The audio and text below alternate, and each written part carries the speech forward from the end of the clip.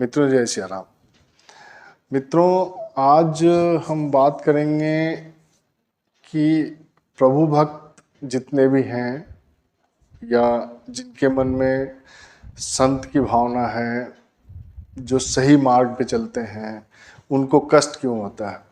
और जो चोर हैं, उचक्के हैं, ठगते हैं लोगों को, वो कलयुग में क्यों फलित होते जा रहे हैं, कलयुग उनको क्यों फलदायी हो रही है।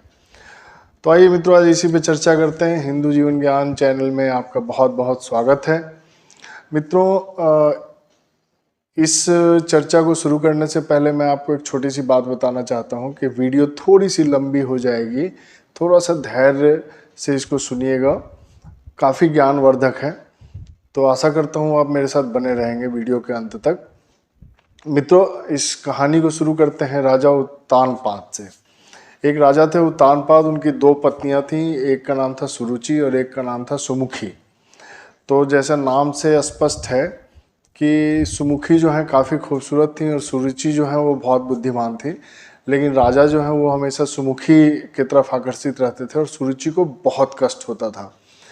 यहाँ तक कि मित्रों सुरुचि के जो पुत्र थे वो राजा के गोद में बैठ भी नहीं सकते थे, हमेशा सुमुखी के पुत्र ही राजा के गोद में बैठते थे।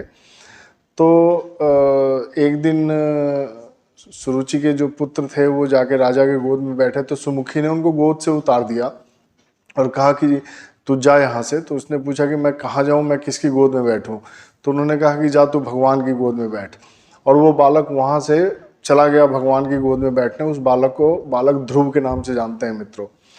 तो देखिए एक अच्छा इंसान यहाँ से कष्ट झेलना शुरू करता है। माता सुमुखी ने भी कष्ट झेला, ध्रुव जी ने कठोर तपस्या की, कष्ट झेला। देवकी माता और वसुदेव जी को कारावास में रहना पड़ा और यशोदा मैया ने वियोग में, ठाकुर जी के वियोग में जीवन काटा। दशरथ जी ने प्रभु के वियोग में प्राण त्यागे। प्रभु भी 14 वर्ष का वनवास झेले। तो आखिर ये सब अच्छे लोगों के साथ क्यों हो रहा है, पांडवों के साथ क्यों बुरा हुआ। पांडवों में तो कोई कमी नहीं थी, लेकिन दुर्योधन राज करता था और धृतराष्ट्र राज करते थे और पांडव जो है वो वन वन भटकते थे, कभी लाक्षागृह, कभी जंगल, कभी अज्ञातवास। लेकिन अंततः जब आप देखेंगे मित्रों तो आपको पता चलेगा कि जो प्रभु के भक्त होते हैं वो कष्ट में नहीं होते।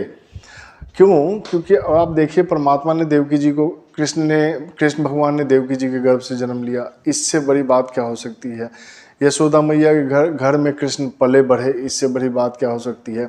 सुमुखी माता के पुत्र राजा ध्रुव 36,000 वर्ष तक राज करने वाले हुए, इससे बड़ी बात क्या हो सकती है। भगवान राजा रामचंद्र को आज भी हम लोग मर्यादा पुरुषोत्तम कहते हैं, इससे बड़ी बात क्या हो सकती है। दशरथ जी का स्मरण करते हैं, इससे बड़ी बात क्या हो सकती है।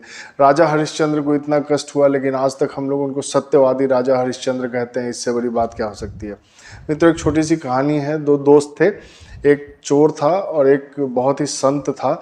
लेकिन चोर हमेशा चोरी करता था और संत जो था वो अपने मार्ग पे चलता था। एक दिन मंदिर में चोर ने चोरी की और उसके बाद जो संत था वो दर्शन करने गया, लेकिन चोरी का आरोप जो है वो संत के ऊपर लग गया। तो अंत में जब दोनों की मृत्यु हुई, दोनों जब यमराज के पास पहुंचे तो यमराज से उन्होंने पूछा कि आखिर मुझे क्यों कष्ट हुआ, इसको क्यों कोई कष्ट नहीं हुआ। तो यमराज ने बताया कि देखो तुम्हारा जो एक्सीडेंट हुआ था, संत को बताया कि जो तुम्हारा एक्सीडेंट हुआ था वो मृत्यु योग था तुम्हारा, लेकिन छोटी सी चोट से तुम बच गए। और ये जो चोर था इसका राजयोग था, लेकिन ये थोड़े से धन में ही रह गया। तो मित्रों ये कहानी का लब्बो-लुभाव है, आप ये कहानी का सार है। और एक चीज़ यहाँ याद रखिएगा कि सन्मार्ग पे चलने में आपको त्वरित तो कष्ट होगा, थोड़ी देर के लिए कष्ट होगा, लेकिन आपका संपूर्ण जीवन सुखमय बीतेगा। क्योंकि किसी भी मनुष्य का न सुख स्थिर रहा है न दुख स्थिर रहा है। तो अपने तात्कालिक दुख से घबराइए मत और सुख का दामन आपको जरूर मिलेगा, लेकिन सत्य का दामन मत छोड़िए, ईश्वर की भक्ति मत छोड़िए। बहुत लोग दुख में आके ईश्वर के फोटो को बाहर निकाल देते हैं, सब कुछ कर देते हैं, लेकिन ऐसा कुछ भी करने का ज़रूरत नहीं है। परमात्मा आपके अच्छे कार्यों पर नज़र बना कर रखते हैं और आपको एक दिन इसका परिणाम जरूर मिलता है।